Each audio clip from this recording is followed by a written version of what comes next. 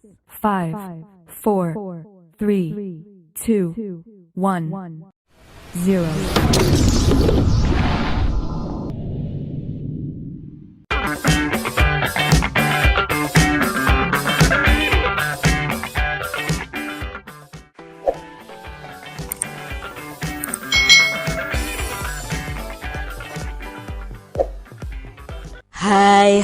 Hai, selamat datang di channel YouTube Kak Citra.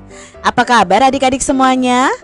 Kak Citra berharap kalian dalam keadaan yang baik dan sehat ya. Nah, hari ini kita akan belajar bersama-sama untuk mata pelajaran tematik kelas 6. Kita belajar di tema 4, globalisasi, subtema 1, globalisasi di sekitarku, pembelajaran yang ke-6. Mari adik-adik kita belajar bersama-sama. Di kegiatan olahraga hari ini, kamu akan melanjutkan latihan silat. Setelah bugar nanti, kalian bisa melanjutkan kegiatan dengan berdiskusi tentang globalisasi dan saling ketergantungan antar negara. Nah adik-adik, pada pembelajaran sebelumnya kita sudah belajar tentang pencaksilat yang termasuk dalam salah satu olahraga khas Indonesia. Nah, pencaksilat sendiri yang kita pelajari kemarin adalah gerakan kuda-kuda.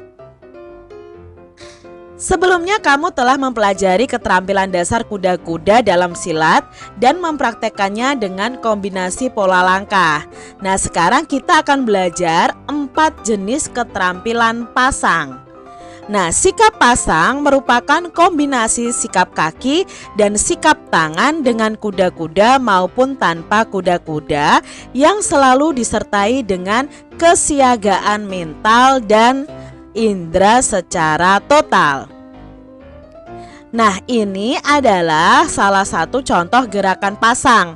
Kakinya itu seperti kuda-kuda adik-adik ya, yang kita pelajari pada pembelajaran sebelumnya. Nah, ini disebut dengan sikap pasang 1.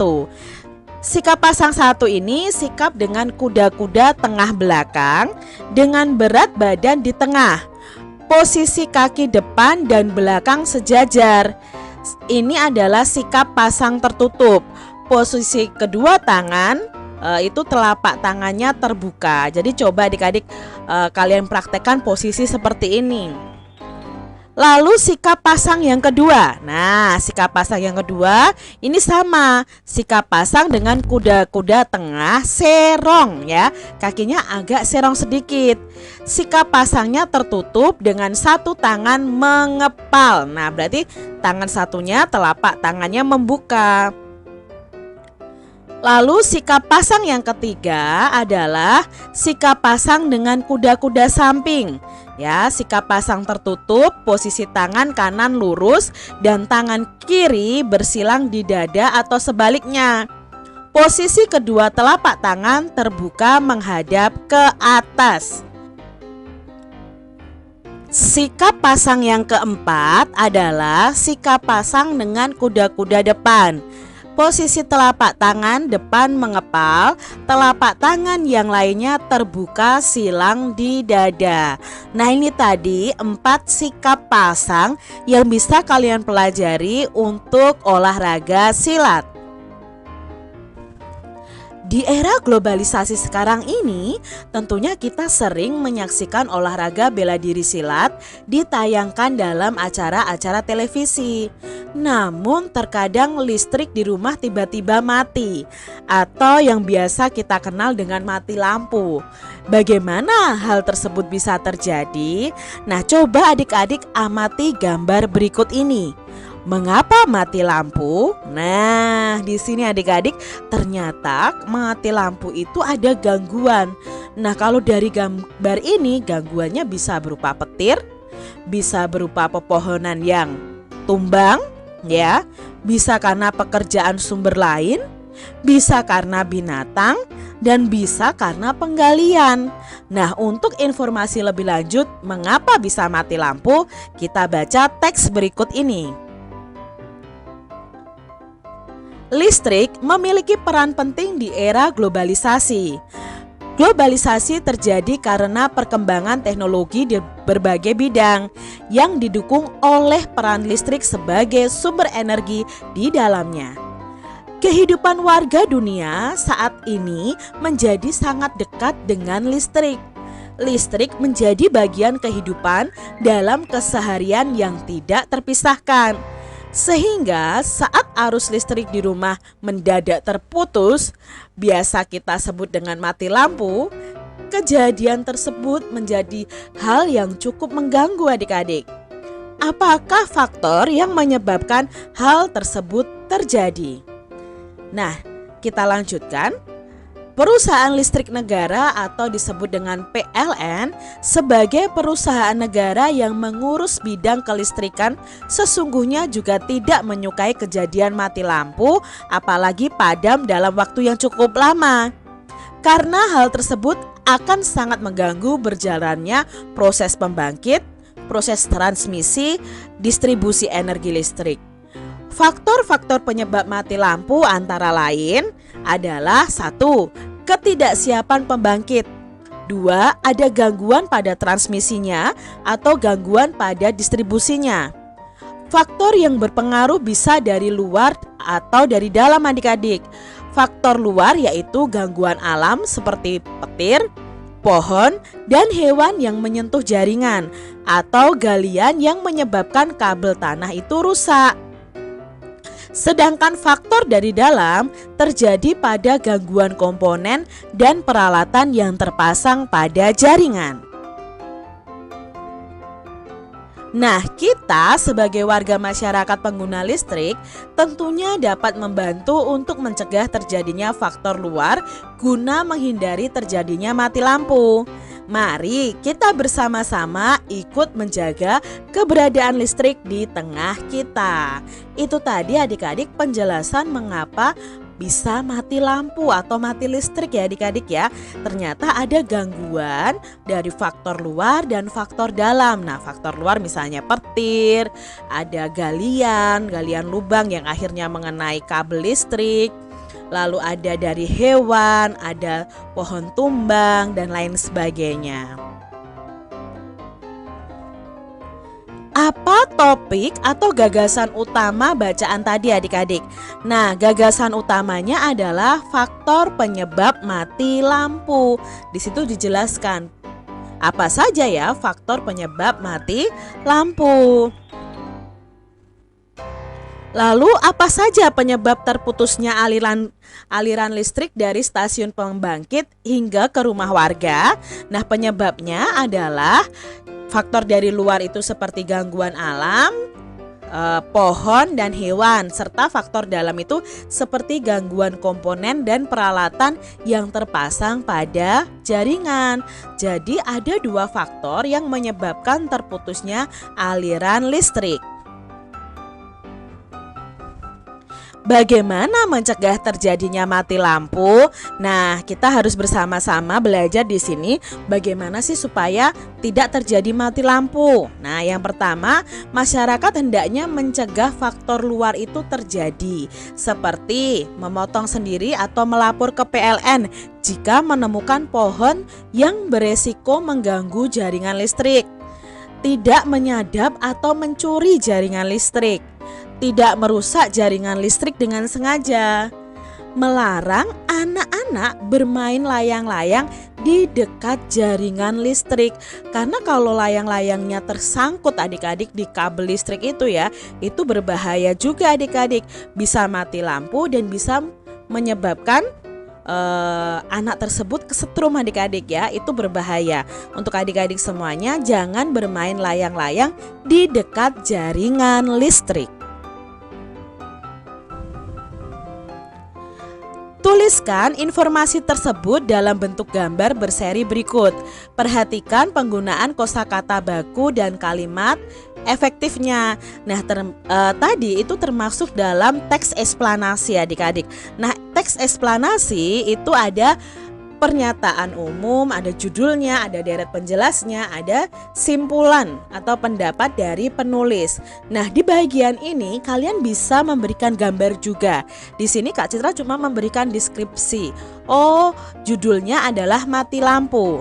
Pada paragraf 1 pernyataannya, listrik memiliki peran penting di era globalisasi. Listrik menjadi bagian tak terpisahkan dari kehidupan keseharian. Lalu di paragraf kedua itu isinya deret penjelas. Deret penjelasnya apa? Oh, penyebab terputusnya aliran listrik dari stasiun hingga ke rumah warga, yaitu ketidaksiapan pembangkit, gangguan transmisi atau gangguan distribusi. Lalu disebutkan juga tentang faktor-faktor yang menyebabkan mati lampu. Nah, di paragraf ketiga itu isinya simpulan.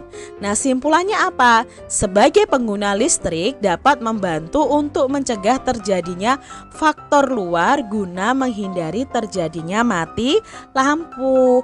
Nah, adik-adik bisa tambahkan gambar ya adik-adik ya. Kalian cari gambar lalu kalian tempel dalam gambar berseri beserta penjelasannya. Di era globalisasi ini tentu saja kita perlu memiliki sikap percaya diri. Meskipun kita tidak memiliki beragam benda elektronik, kita tetap harus percaya diri. Simaklah kisah berikut ini adik-adik. Lani adalah siswa kelas 5 SD Nusantara. Ia dikenal sebagai anak yang pintar dan rajin membaca. Ia juga rajin sekolah dan selalu menyelesaikan tugas sekolah tepat waktu. Nilai-nilai ulangannya selalu berada di atas rata-rata nilai teman-teman di kelas. Selain itu, ia juga sangat ramah, ceria, dan suka membantu teman-teman yang mengalami kesulitan saat mengerjakan tugas sekolah. Hingga pada suatu hari, Lani sedang memakan bekal sekolahnya di kantin sekolah. Benny datang mendekatinya. Benny berkata, "Lani, kuemu tampak enak. Sini, aku mau kuemu." Lalu Lani menjawab, "Ini setengah saja ya, karena aku lapar.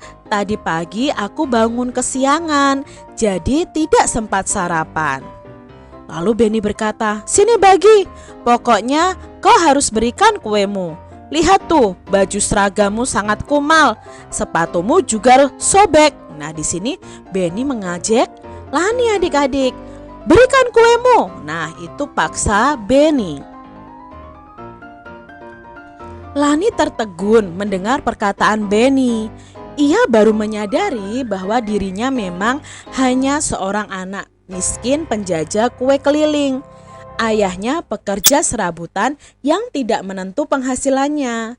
Lani memandangi sepatunya yang tampak mulai menganga, juga seragam sekolahnya yang tidak lagi terlihat warna aslinya. Sejak hari itu, Lani kemudian menjadi anak yang pemurung. Ia tampak selalu sedih dan tidak lagi bersemangat untuk pergi ke sekolah. Nah, itu tadi kisah si Lani adik-adik. Awalnya Lani itu ramah, percaya diri, tetapi saat diejek oleh Benny, lalu Lani menjadi orang yang pemurung. Ya, adik-adik jangan seperti itu ya. Jangan seperti Benny yang suka mengejek temannya. Nanti temanmu bisa sedih. Bagaimana karakter tokoh Lani dan Benny? Nah, kita akan pelajari tokoh Lani dan Benny itu bagaimana. Nah, karakter Lani itu ramah, ceria, dan suka membantu temannya. Sedangkan karakter Benny itu suka meremehkan orang lain. Bagaimana sikap Benny kepada Lani? Apa yang seharusnya Benny lakukan? Kamu bisa menjelaskan dan berikan alasannya. Nah, sikap Benny kepada Lani ini, Benny begitu merendahkan Lani. Benny seharusnya menghargai kekurangan Lani atau bahkan mungkin bisa membantunya dengan membelikan Lani sepatu atau seragam baru. Seharusnya Benny paham bahwa Lani itu anak yang baik hati dan suka membantu temannya. Jadi seharusnya ini Benny tidak mengejek Lani. Bagaimana sikap Lani setelah Benny menghinanya? Apa yang sebaiknya Lani lakukan? Jelaskan dan berikan alasannya adik-adik. Nah, Lani memang menjadi anak pemurung setelah itu ya adik-adik. Dia selalu bersedih dan tidak bersemangat sekolah lagi. Nah, Lani itu seharusnya tidak memperdulikan sikap Benny kepadanya. Karena sesungguhnya itu Tuhan tidak hanya memberikan manusia kekurangan, tetapi setiap orang itu punya kelebihan yang tidak semua orang memilikinya. Lani tadi apa? Pintar, ya kan? Suka membantu temannya, ramah. Itu kelebihannya Lani yang tidak dimiliki Benny. Benny tadi sukanya mengejek, meremehkan orang lain. Kita diciptakan Tuhan Yang Maha Esa dengan segala kelebihan dan kekurangannya, dan dengan bakat serta potensi yang berbeda-beda adik-adik. Perbedaan kemampuan dan perbedaan ekonomi tersebut hendaknya tidak menjadi sumber perpecahan. Perbedaan tersebut juga tidak perlu mempengaruhi rasa percaya diri kita. Adik-adik itu diciptakan sangat istimewa oleh Tuhan. Jadi kalian harus mensyukuri apa yang Tuhan berikan kepada kalian. Terus berusaha, kenali potensi diri, kembangkan bakat yang dimiliki untuk menutupi kekurangan diri, serta selalu tampil percaya diri. Itu pesan ya untuk adik-adik semuanya. Demikian tadi adik-adik pembahasan kita di tema 4 subtema 1 pembelajaran yang ke-6. Semoga video pembelajaran ini bermanfaat ya untuk adik-adik semuanya. Dan sampai jumpa lagi di video pembelajaran Kak Citra selanjutnya. Tuhan memberkati. Jangan lupa tekan tombol subscribe, lalu tekan loncengnya, tekan juga tombol like, lalu share ke media sosial kalian. Jangan lupa untuk ikuti media sosial Kak Citra. Terima kasih.